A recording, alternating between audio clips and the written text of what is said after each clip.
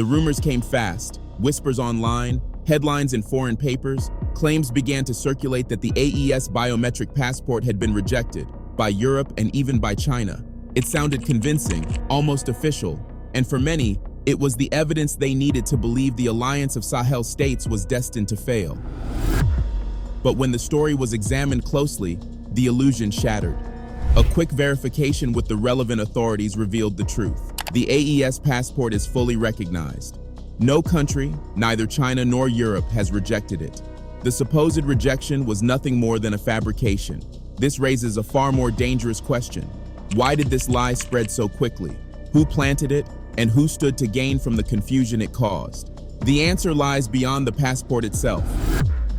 This was never just about travel documents. It is about influence, control, and the ongoing struggle for Africa's future. In January, the balance of power in West Africa shifted. The alliance of Sahel states, Mali, Niger, and Burkina Faso, introduced their own passport, a bold symbol of sovereignty and defiance. Just a year earlier, these nations had withdrawn from ECOWAS after months of mounting tensions.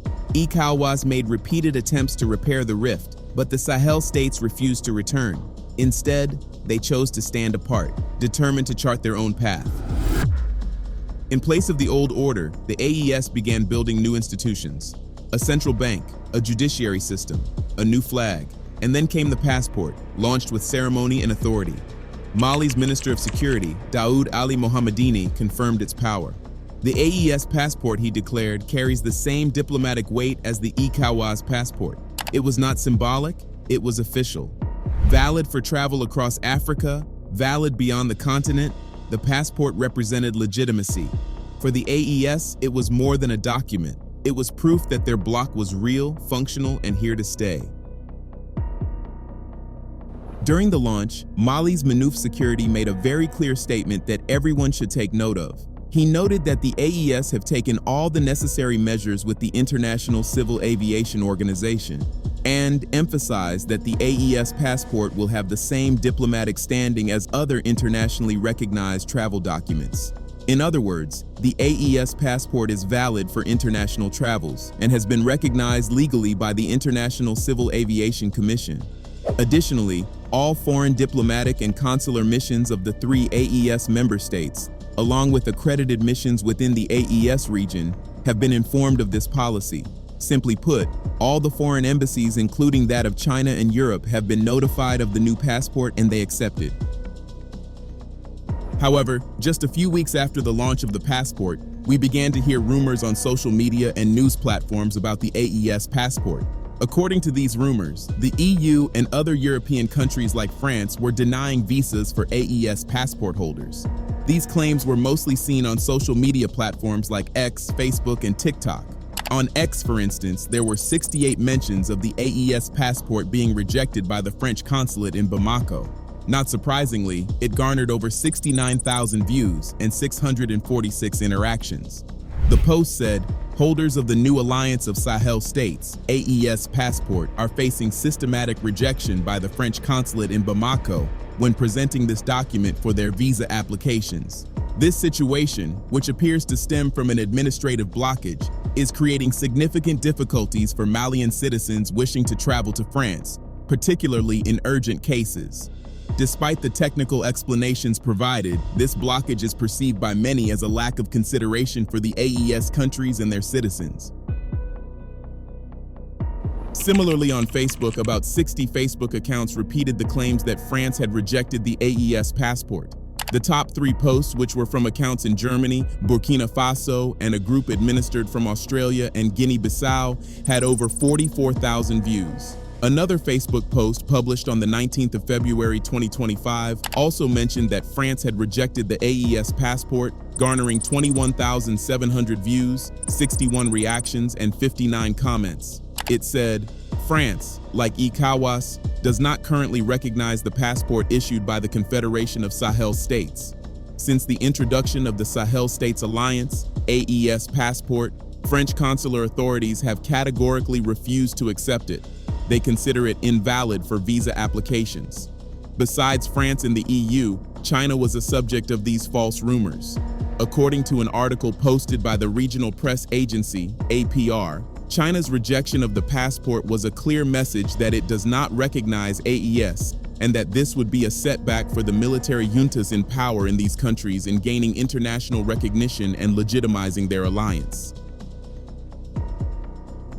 The same rumors were also repeated on TikTok, where at least 15 videos were posted about the passports and China's refusal to recognize them. However, as we stated at the beginning of this video, all of these are just rumors and false claims made by social media platforms looking for views. You see, it is widely known that the leaders of the AES are anti-West, and particularly anti-France. Since they came into power, they have distanced themselves from the West and turned to non-Western partnerships. Their bold decisions have not just caused shockwaves across the world, but also caused a dramatic shift in Africa and world geopolitics. Their entrance into the scene caused a decline in French influence in the region and paved the way for more African countries to seek multilateral relations independent of the West. Indeed, the military leaders of the AES are revolutionary, but that's not the focus of today. Our focus is on the fact that some social media platforms decided to take advantage of this tension between the AES and France in particular. Most Africans who are patriotic have stood by the AES from the beginning. That means any news concerning the AES stance against France and Europe or concerning France's stance against the AES would go viral. If you carefully observe the claims of those who said that France and the EU have rejected the AES passport, you would have noticed something interesting. You see, the rumors stemmed from somewhere, but where? Well, after the AES launched its passport, lots of AES citizens got the passport. Now, some of them, for example in Mali, decided to use the new passport for international travels to the EU. To do this, they had to obtain EU visas using the AES passport, but they were unable to get visas. It was from here that those social media platforms decided to spin a false narrative that the AES passport was rejected by the EU. What most of them forgot to mention was that the AES citizens not getting an EU visa had nothing to do with the AES passport. This was confirmed both by the EU consulates and the authorities in Mali. The EU consulates noted that there was no issue with the AES passport. Rather, it clarified that there had been a delay in submitting sample passports to embassies and consulates for identification of the new travel documents. Once this process was completed, visas would be issued. Additionally, in response to the ongoing rumors, Mali's Ministry of Security affirmed that all diplomatic and consular missions accredited in the country had been informed of the launch of the AES passport and that physical specimens had been sent. However, the ministry acknowledged that the system was not yet fully streamlined, and they had therefore urged holders of the new passports to contact them in case of any difficulties. As such, European countries, and the EU in particular, were neither responsible for nor implicated in this glitch. In simple terms, the AES passport is internationally recognized by the EU, and the inability of the AES passport holders to obtain EU visas was based on technical issues. Similarly, following the false claims made against China and the AES passport, on the 26th of February 2025, both the Chinese embassy in Mali and Mali's Ministry of Security issued statements denying the claims. The embassy explained in a statement on the consulate's Facebook page that any delays in issuing visas were due to administrative procedures, not political rejection, and confirmed that it recognized the new Mali passport. The ministry added that diplomatic and consular missions had been informed of the passport's rollout, but there had been system delays in submitting sample documents. Now guess what? Following the release of this statement by Mali and China, the same Facebook page that once claimed that China has rejected the AES passport turned around to say that the Chinese government has now recognized the AES passport. The Facebook page published this news the same day China and Mali released their statement. The post had about 41,900 views and more than 1,800 interactions. What does this tell you? In an age where different social media platforms pay content creators, we have seen a rise in misinformation and false reporting. The owners of these social media platforms on Facebook, X, and TikTok create these news to get engagements, followers, and ultimately to make money. On the surface, it might seem as if these platforms, especially those which say that they are promoting African news, are doing a good job. A closer look would reveal that most of them are more concerned about getting engagement on their platforms than the state of Africa. Because think about it. Why would someone who is truly concerned about the image of the AES create a false narrative about the AES passport? Don't they realize that this has negative implications for the AES? For example, their false news have made many Africans to believe that the AES passport is not internationally recognized. What do you think would have happened next, supposing Mali and China did not come out to debunk the news? AES citizens would not have bothered getting the passport, and as such, the passport would become useless. Thankfully, the news has been debunked. Let's make it clear again. The AES passport is the newest passport in Africa, and it just gained recognition internationally. What it needs is not a false narrative that paints it in a negative light in the international community. What these content creators should have done was to spread the news that the AES passport is being recognized internationally. This is the kind of positive news that should go viral. The Western media have made it their duty to always spread negative news about Africa. You would rarely see a Western journalist talk about any positive development in Africa. Rather, they focus on insecurity, wars, and military rule. We know why they do this: to maintain the narrative that Africa is a third world continent where nothing good can come out of. But why would African content creators who have large platforms do the same, even to the extent of creating false news? It's baffling, honestly. Like we stated earlier, this has negative implications. Beside the fact that it might have made many Africans to believe that the AES passport is not internationally recognized, the EU and the West are already saying that the news was created by Russia-backed news platforms. Imagine that.